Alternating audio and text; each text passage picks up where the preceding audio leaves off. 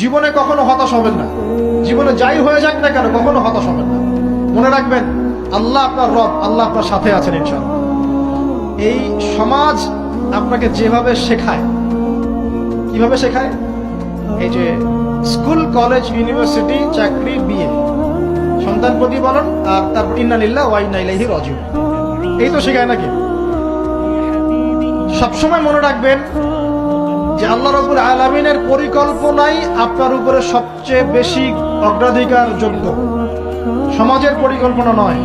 পরিবার আপনাকে চাপ দিচ্ছে, চাকরি পাস না, পড়াশোনা করিস না, হ্যাঁ পড়াশোনায় কেন তুই 80 নম্বর পাইলি না, কেন চান্স পেলি না, কবে চাকরি পাবি, কবে আমাদেরকে দেখবি, খাওয়াবি, পড়াবি, এই যে চাপগুলো চারপাশ থেকে আসে কিনা, এতে করে অনেক যুবক দেখা যায় মাদকাসক্ত হয়, অনেকে দেখা যায় আত্মহত্যা করছে, ইদানিং করছে কিনা ভাই?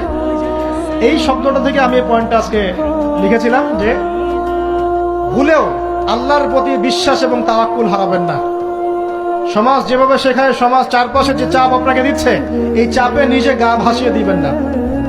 আপনি আল্লাহর কাছে দোয়া করবেন, আল্লাহর কাছে পথ চেয়ে নিবেন এবং আল্লাহর প্রতি তাওয়াক্কুল ভরসা করবেন। কখনো আত্মহত্যার পথ বেছে নিবেন।